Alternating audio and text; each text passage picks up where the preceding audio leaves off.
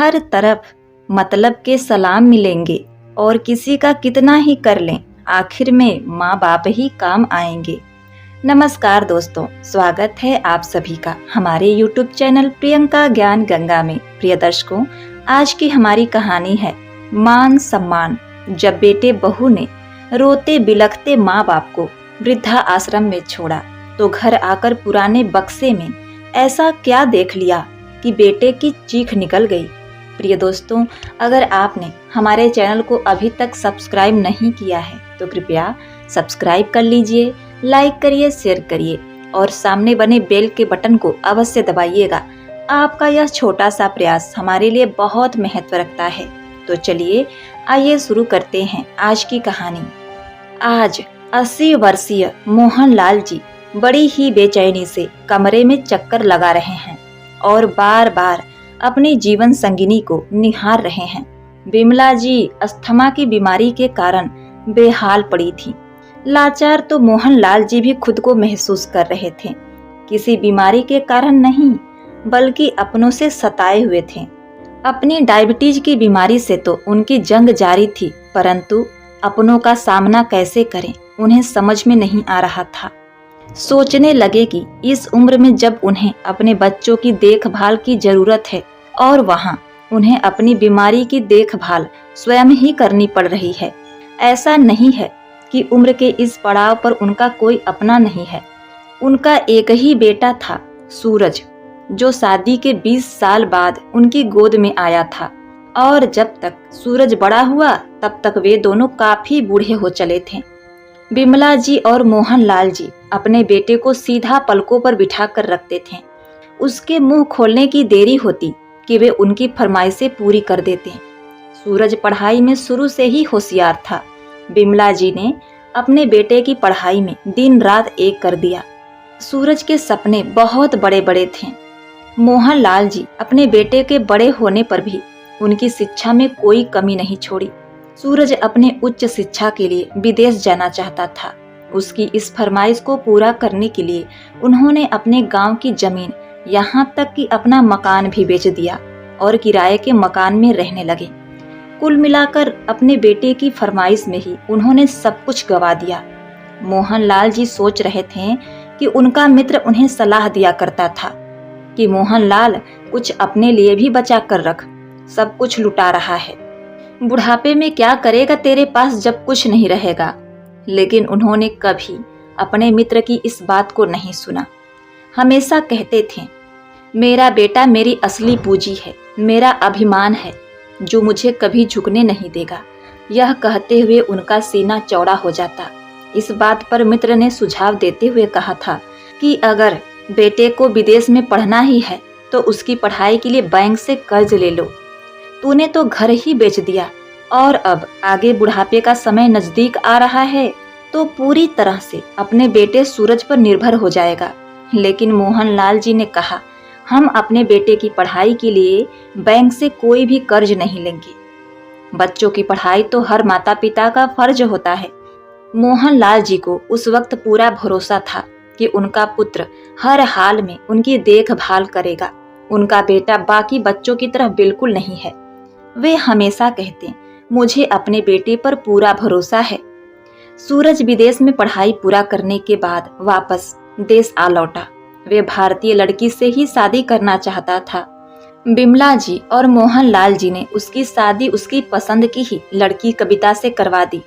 सूरज अपना परिवार बसा लिया। आज वो एक मल्टीनेशनल कंपनी में उच्च पद पर कार्यरत है। अपनी कमाई से उसने एक अच्छा मकान भी खरीद लिया है और वहीं अपने माँ बाबूजी और पत्नी के साथ रहता है। लेकिन वो फिर से विदेश जाना चाहता है और वहीं जाकर अपनी बाकी जिंदगी बिताना चाहता है। इधर अतीत में खोए मोहनलाल जी अचानक अपने बेटे की बातचीत की आवाज से वर्तमान में आ जाते हैं। कविता, सारा सामान पैक हो गया ना? ध्यान रखना कोई चीज छूट ना जाए। माँ बाबूजी के गर्म कपड़े रख लेना और खाने के बाद जो दवाई खाती हैं वो तो बिल्कुल मत भूलना। अरे सूरज, तुम चिंता मत करो, एक एक चीज बड़े ध्यान से रखी है मैंने, और वैसे भी अगर कुछ छूट भी जाए तो वो लोग वहीं से मंगवा लेंगे और फिर वहाँ पर बहुत से अन्य लोग भी तो हैं। कोई चीज चाहिए होगी तो माँ बाबूजी उनसे मंगवा लेंगे। तुम बेसिर पैर की चिंता कर रहे हो, वहाँ उन्हें कोई तकलीफ नहीं होगी। कविता सूरज को चिंतित होता देखकर बोली, ठीक है, हम कल सुबह ही उन्हें छोड़ आएंगे। और वैसे भी 10 दिन बाद की तो हमारी फ्लाइट है। उससे पहले हमें घर का फर्नीचर, बाकी का सामान भी तो बेचना है। इस काम को करने के लिए तो समय चाहिए ना। मोहनलाल जी अपने कमरे में बैठे बैठे बहू की सारी बातें दिल पर पत्थर रख के सुने जा रहे थे। वह एक सुशील गृहिणी थी और घर को बहुत अच्छे से संभाल रखी थी, लेकिन उसकी नजरों में हर पल उसके बूढ़े सास ससुर खटकते थे। उसके कारण वो हमेशा परेशान रहती थी। वो कहती, अभी कुछ ही समय हुआ है हमारी शादी को, अभी से मुझ पर पूरे घर का बोझ लाद दिया है तुम लोगों ने। दिन रात सास ससुर की सेवा करनी पड़ती है। तुमसे शादी करके मेरी जिंदगी खराब हो गई। सूरज उसे समझाने की कोशिश करता तो वह उस पर गुस्सा निकाल देती। आपको क्या पता, आप तो दिन भर घर पर नहीं रहते हो। थोड़ी थोड़ी देर बाद आपके बाबूजी और आपकी अम्मा को खास तौर पर बना हुआ हल्का फुल्का भोजन, कभी इंसुलिन की इंजेक्शन लगाओ तो कभी दवाइयों का ध्यान रखो। मैं तो तंग आ गई हूँ इस जिंदगी से। मेरी अपनी भी कोई जिंदगी है या नहीं? मुझे तो ऐसा लगता है मैं तुम्हारी पत्नी बनकर नहीं, तुम्हारी माँ बाबूजी की आया बनकर आई हूँ। इस रोज रोज की बहस से सूरज भी परेशान हो चुका था। एक दिन कविता के मायके में शादी थी और उसे अपने पति सूरज के साथ जाना था। कविता ने बड़े उत्साह से अपनी ड्रेस खरीदी और शादी में जाने के लिए तैयारी की, लेकिन शादी वाले दिन ही जैसे ही तैयार होने के लिए ब्यूटी पार्लर जाने लगी तो सूरज उसे यह कहकर रोक दिया कि पहले बाबूजी और अम्मा के लिए खाना बना दो और उनकी दवाइयाँ निकाल कर रख दो, फिर चली जाना। वह बोली, लेकिन इतना सारा काम करने के बाद यदि मैं ब्यूटी पार्लर जाऊंगी तो तैयार होकर शादी में किस समय पहुंचूंगी? तब तक तो बहुत देर हो जाएगी। इन सब कामों में 1 घंटा निकल जाएगा। तुम उनके लिए बाहर से खाना ऑर्डर कर दो, तब तक मैं तैयार हो जाती हूँ। कविता ने कहा तो सूरज बोला, कविता, मेरे माँ बाबूजी इस उम्र में बाहर का खाना नहीं खा सकते। तुम्हें पता है उनकी तबीयत खराब हो जाएगी। हम लोग शादी में थोड़ी देर से जाएंगे तो कोई फर्क नहीं पड़ता। सूरज ने कहा तो कविता तुनक पड़ी, मेरे मायके में शादी है इसलिए तुम्हें कोई उत्साह नहीं है? मेरी तो जिंदगी ही खराब हो गई है। मेरी तो जिंदगी ही खराब हो गई है तुमसे शादी करके। अब किसी शादी में नहीं जाना है मुझे। मुझे तो लगता है कि मैं तुम्हारी पत्नी बनकर नहीं, तुम्हारी अम्मा बाबूजी की नर्स बनकर आई हूँ। क्या केवल अपने माता पिता की सेवा कराने के लिए ही मुझसे शादी किया है तुमने?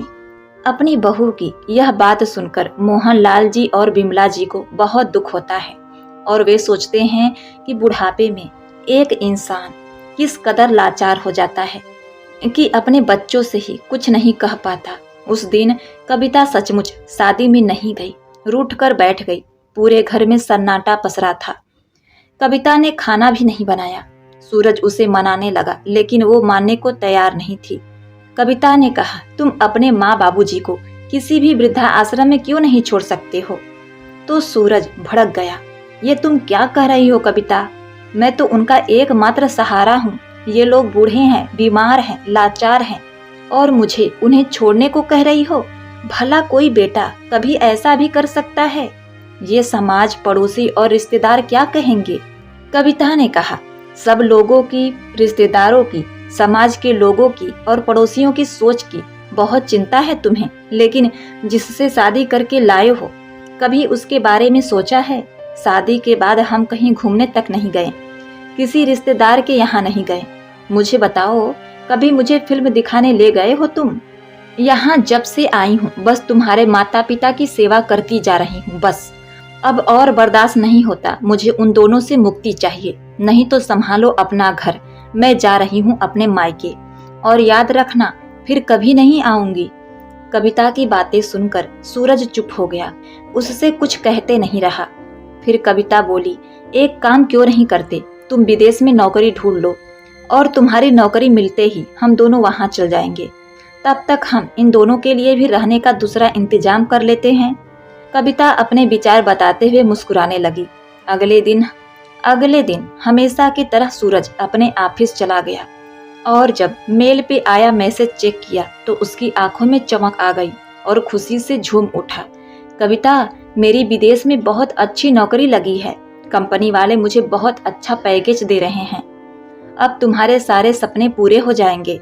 फोन पर बात करते हुए सूरज ने कविता को खुशखबरी दी तो उसका चेहरा खिल उठा। वो ये सोचकर खुश थी कि अब उसे अपने सास ससुर की सेवा करने से मुक्ति मिल जाएगी।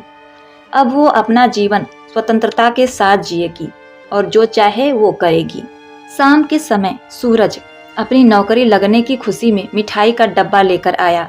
जैसे ही अपने माँ बाबूजी के कमरे में गया तो देखा पिताजी कमरे में नहीं थे, शायद बाथरूम में गए थे और माँ जोर जोर से खांस रही थी।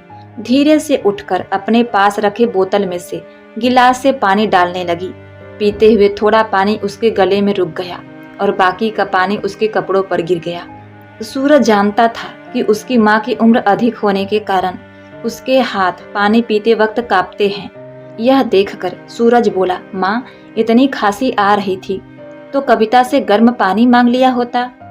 बिमला जी मन ही मन सोचने लगी कि पहले ही उनका पारा हम सारे लोगों पर चढ़ा है और अब गर्म पानी मांग लेती तो वो गुस्से में आग बबूला हो जाती।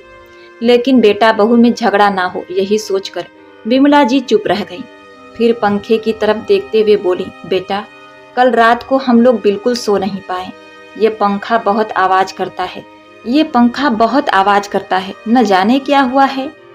इस पर सूरज ने कहा, कल मेरे ऑफिस की छुट्टी है, कल ही पंखे को ठीक करवा दूंगा। और आगे बिमला जी ने कहा, बेटा, मेरी और तेरे बाबूजी की दवाइयाँ खत्म हो गई हैं, वो भी ला देना।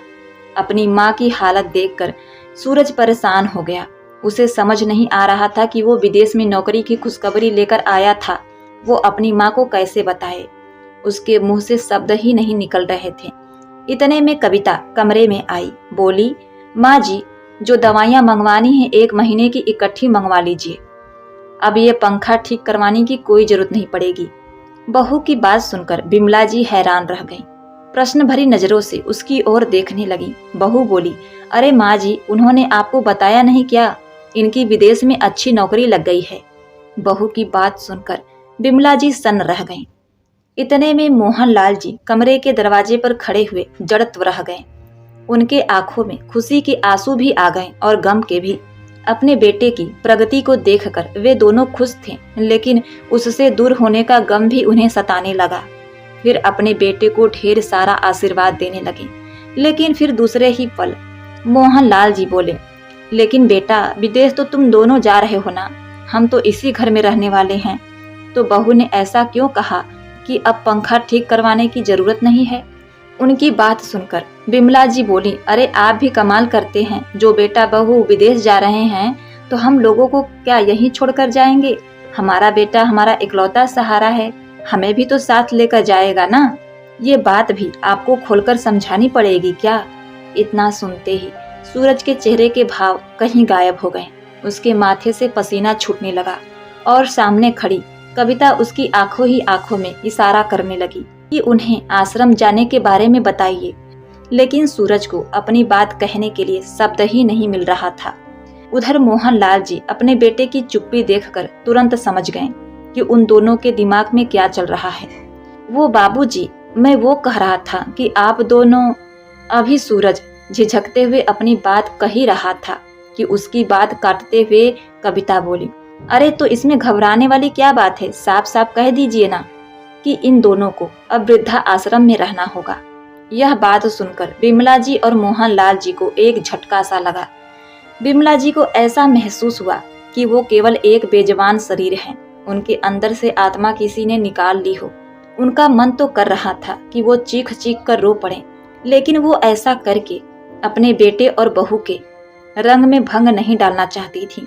अपनी पत्नी की व्यथा को समझते हुए मोहनलाल जी ने उनके कंधे पर हाथ रखकर उन्हें धीरज बधाया। फिर अपने आंसू पोंछते हुए रूधे स्वर में अपने बेटे से बोले, अगर विदेश तुम दोनों ही जा रहे हो तो हमें वृद्धा आश्रम भेजने की क्या जरूरत है? हम इसी घर में जैसे तैसे रह लेंगे। मैं अभी इतना सक्षम हूँ कि तुम्हारी माँ का ध्यान रख सकता हूँ। लेकिन पिताजी, वहां जाने के लिए हमें ये मकान बेचना होगा।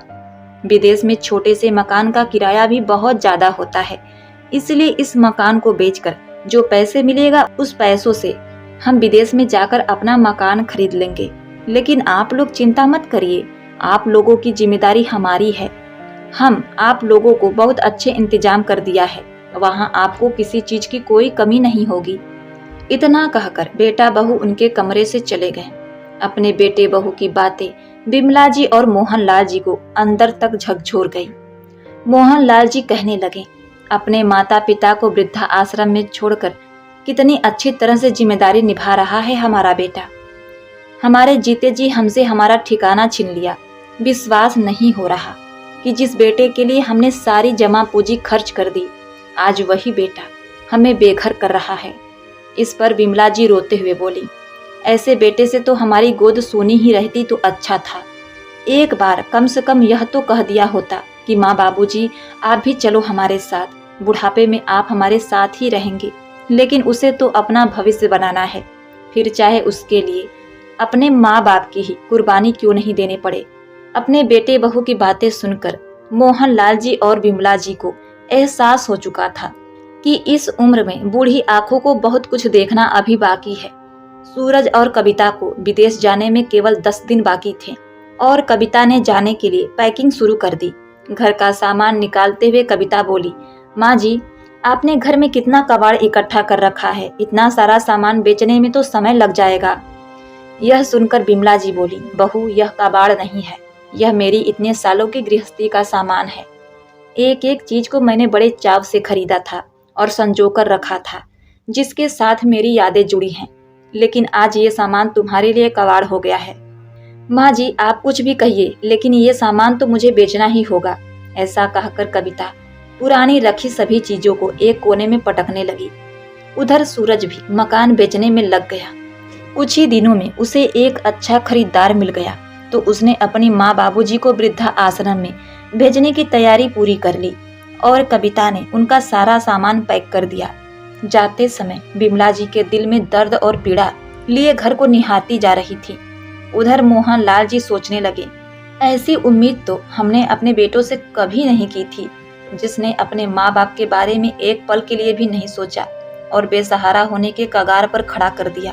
क्या बुढ़ापा आने पर इंसान बेकार हो जाता है? जब वो काम करने के लिए काबिल नहीं हो तो उसे कहीं भी जैसे भी पटक दो, चाहे वो घर का खाली कोना ही क्यों ना हो या वृद्धा आश्रम, सड़क हो या मंदिर। क्या वो इंसान नहीं? गाड़ी में बैठे हुए वृद्धा आश्रम की ओर जाते हुए बिमला जी अपने पति की झुर्रियों भरे चेहरे की ओर देखती जा रही थी। उनके मन में उथल पुथल और दर्द की आवाज केवल बिमला जी ही सुन पा रही थी। इतने में उनके विचार श्रृंखला को भंग करते हुए सूरज ने आवाज लगाई, माँ जी, बाबूजी, हम वृद्धा आश्रम आ चुके हैं। अपनी बेबसी को दिल के किसी कोने में छिपाकर दोनों दंपत्ति बिना अपने बेटे बहू की ओर देखे वृद्धा आश्रम में चले गए। घर लौटकर सूरज मकान बेचने के लिए अलमारी से कागज निकालने लगा। तभी माँ बाबूजी के कमरे में कविता की आवाज आई, अरे सुनिए तो, बाबूजी का यह संदूक तो यहीं रह गया। हद है, बरसों पुराने सामान पर भी ताला जड़कर रखती हैं तुम्हारी माँ। ताला तोड़कर देखो तो इसमें क्या है। इतने में सूरज ने संदूक का ताला तोड़ा और जैसे ही संदूक का ताला टूटा तो उसकी हैरानी का ठिकाना न रहा। बचपन की सारी घटनाएं उसकी आंखों के सामने घूमने लगी। संदूक में रखे बक्से में उसके छोटे छोटे खिलौने पड़े थे, जिन्हें खरीदने के लिए न जाने कितनी बार उसके पिताजी ने ओवर टाइम किया था। उसे देखकर सूरज की आंखों में आंसू भर आए। फिर हिम्मत करके कांपते हाथों से उसने उस बक्से को संदूक से बाहर निकाला तो दूसरी ओर सूरज द्वारा बचपन में बनाई गई तस्वीर थी और फिर उसके असली माता पिता का नाम तथा लेटर मिला, जिसमें सूरज के असली माता पिता, जो कि कैंसर से पीड़ित थे, वो मरते समय अपने बेटे सूरज को मोहनलाल जी को गोद दे दिए थे। मोहनलाल जी ने सूरज को उसके पिता से गोद ले लिया था। दरअसल मोहनलाल जी का एक बड़ा भाई था जिन्हें कैंसर हो गया था और मोहनलाल जी को एक भी पुत्र नहीं था, इसीलिए उन्होंने सूरज को गोद लिया था। वही सारी कागजात वहीं पर पड़े थे, उसमें सब कुछ विस्तार से लिखा था। यह पढ़कर सूरज के पैरों तले जमीन खिसक गई। यह पढ़ते ही सूरज के पैरों तले जमीन खिसक गई और वह सन पड़ गया। अपने पति को इस तरह जड़वत देखकर उसकी पत्नी ने उसके हाथ से जो कागज उठाकर पढ़ना शुरू किया तो उसकी आंखों में भी आंसू आ गए। मोहनलाल जी और बिमला जी ने सूरज को उनके ही भाई से गोद लिया था। उसकी हैरानी का ठिकाना न रहा। तभी सूरज चिल्लाया, मुझसे बहुत बड़ा गुनाह हो गया। लानत है मुझ जैसे बेटे पर, जिन माँ बाप ने मेरी सारी खुशियां और इच्छाओं को पूरा करने के लिए अपने जीवन के खुशियों को एक तरफ रख दिया। जीवन के इस पड़ाव पर मैं तो खुद से नजरें मिलाने लायक नहीं रहा। ऐसा कहते हुए सूरज ने अपनी फ्लाइट की टिकट निकाली और उसे टुकड़े टुकड़े करके फेंक दिया। फिर उसने प्रॉपर्टी डीलर को फोन लगाकर मकान बेचने की डील को कैंसिल करते हुए कहा, सर मैं जितना हर्जाना होगा भरने को तैयार हूँ, लेकिन अब हमारा मकान नहीं बिकेगा। कविता खड़ी बड़ी हैरानी से सूरज की सभी बातें सुन रही थी। तभी सूरज उसके पास आया और बोला, अगर तुम्हें मेरे माँ बाबूजी का साथ पसंद नहीं है तो जहाँ तुम्हारा दिल करे तुम वहाँ जा सकती हो, क्योंकि मैं अपने माँ बाबूजी को वापस लाने के लिए जा रहा हूँ। ऐसा कहते हुए सूरज अपनी गाड़ी स्टार्ट करके वृद्धा आश्रम की तरफ निकल गया। कविता आंखों में आंसू लिए उसे देखती रह गई। प्रिय दर्शकों, इसीलिए कहते हैं माता पिता के चरणों में जन्नत है। आपको यह कहानी कैसी लगी कमेंट बॉक्स में जरूर लिखिएगा। आपका जीवन मंगलमय हो, इसी कामना के साथ आपसे विदा लेते हैं। मिलते हैं नेक्स्ट वीडियो में। तब तक के लिए नमस्कार।